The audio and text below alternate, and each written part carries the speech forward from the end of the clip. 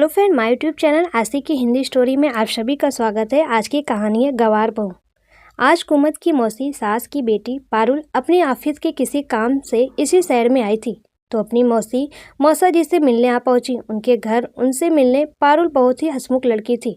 उसके आते ही घर का माहौल बिल्कुल हल्का हो गया था। पर कुमुद ये महसूस कर रही थी कि जब से पारुल आई है वो कुमुद के हर काम को, उसके बैठने उठने के तरीकों को बहुत ध्यान से देख रही है, जिससे कुमुद अपने आप को बहुत असहज महसूस कर रही थी। कुमुद एक पढ़ी लिखी होशियार लड़की है जो शादी से पहले एक स्कूल में प्राइवेट टीचर के तौर पर पढ़ाया करती थी और सरकारी नौकरी के लिए प्रयास भी थी। तभी कुमुद के पिता ने उसके मना करने के बावजूद उस पर शादी करने का इतना दबाव बनाया कि उसे हार कर हाँ कर दी, पर इस शर्त पर कि शादी के बाद जिसे मेरी नौकरी करने से कोई एतराज़ ना हो, मैं वहीं शादी करूँगा। जल्दी ही कबीर से उसकी शादी हो गई। शादी के 2 महीने बाद ही उसकी नौकरी ज्वाइन करने का लेटर आ गया। उसकी पोस्टिंग ससुराल के पास ही एक गांव के स्कूल में हुई थी, पर नौकरी लगते ही कुमुद की सास ने पूरा घर सर पे उठा लिया और कुमुद पर दबाव डालने लगी कि वो नौकरी करने से मना कर दे। अगर वो नौकरी करेगी तो घर कौन संभालेगा। पर कुमुद अपने आत्मनिर्भर होने के सपने को यूं ही तो नहीं छोड़ सकती थी, तो उसने नौकरी छोड़ने से मना कर दिया। वो पूरी कोशिश करती नौकरी और घर के कामों में संतुलन बिठाने की, पर कुमुद की सासू माँ उससे कभी खुश नहीं होती। खोज खोज कर उसके कामों में कमी निकालना और उसके आत्मसम्मान को ठेस पहुंचाने में उन्हें बड़ा मजा आता है और अपनी बहन और सभी रिश्तेदारों से हमेशा उसकी बुराई करती रहती है। इसलिए कहीं ना कहीं वो पारुल के उसे ऐसे देखने का मतलब भी समझ रही थी। जब पारुल का उसे यूँ देखना कुछ ज़्यादा ही परेशान करने लगा तो उसने सीधे से जाकर पूछ ही लिया, क्या बात है पारुल, तुम जब से आई हो मुझे और मेरे कामों को बहुत गौर से देख रही हो और बार बार अपनी मौसी से कुछ कह भी रही हो। कोई परेशानी है क्या? अगर मुझसे या मेरे काम से तुम्हें कोई दिक्कत हो सीधे से बोल सकती हो। पारुल कुमुद के सामने से यूं पूछने से पहले तो थोड़ा घबरा सी गई और ऐसा कुछ नहीं है भाभी बोलकर बात को ख़त्म करने की कोशिश की, पर कुमुद के सीधे और सपाट लहजे में फिर से पूछने पर उसे मजबूर होकर बोलना ही पड़ा।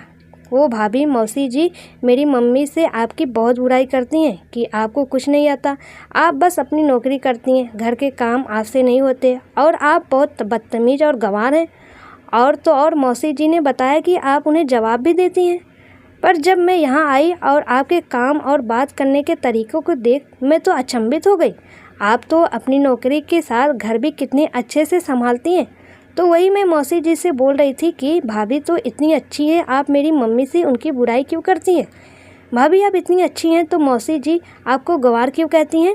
पारुल के इस जवाब पर कुमुद मुस्कुराते हुए बोली, मैं अपने लिए बोलती हूँ इसलिए गंवार हूँ। तुम्हें पता है पारुल, एक दिन भी ऐसा नहीं होता जब मम्मी जी मुझे उनकी बात ना मानने का ताना ना मारती हूँ। बात बात पर मेरे माँ पापा को बुरा भला कहती हैं। शुरू मैंने जब कबीर से इस बारे में बात की तो उसने हाथ खड़े कर दिए ये बोल के कि तुम्हें नौकरी करनी है करो, नहीं करनी है तो मत करो, पर मैं अपनी माँ से कुछ नहीं कह सकता। ऐसे में मैं क्या करती? मम्मी जी को खुश रखने के लिए मैं अपनी नौकरी तो नहीं छोड़ सकती। पारुल नौकरी तुम भी तो करती हो, तो तुम्हारी नौकरी करने से मम्मी जी इतनी खुश है तो मेरी नौकरी करने में इतना गुस्सा क्यों? कुमुद की बात सुन पारुल बोली, सही बोल रही हैं भाभी आप, अपने लिए बोलना अगर हमें गंवार बनाता है तो हम गंवार ही सही। अगर आपकी जगह मैं होती तो शायद मैं भी यही करती। मैं घर जाकर अपनी मम्मी को ये बात ज़रूर बताऊंगी। वो तो आपके बारे में बहुत गलत सोचती हैं। वो शायद मौसी जी को समझाए तो उन्हें शायद आपकी अच्छाई भी दिखने लगे। अपनी सास के विचार बदलने की बात सुनकर कुमुद की आंखों से 2 आंसू निकलकर गाल पर लुढ़क गए, क्योंकि वो जानती थी कि उसके लिए उनके विचार कभी नहीं बदलेंगे। पर अब उसे इस बात की खुशी थी कि कम से कम कोई एक शख्स तो मिला जिसने उसकी बात को समझा।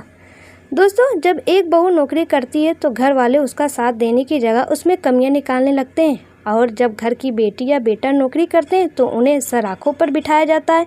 क्यों? एक सास बहू की नौकरी करने पर उसके घरों के काम करने में मदद नहीं कर सकती। मैं यही नहीं कहती कि सभी लोग ऐसे होते हैं। कुछ लोग तो शादी के बाद अपनी बहुओं को पढ़ाते भी हैं, पर जो नहीं समझते उन्हें भी अब इस बात को समझ लेना चाहिए कि आत्मनिर्भर बनना अब हर महिला के लिए ज़रूरी है, और अपने लिए बोलना या सभी के सामने अपनी बात रखना उसे गंवार नहीं बनाता।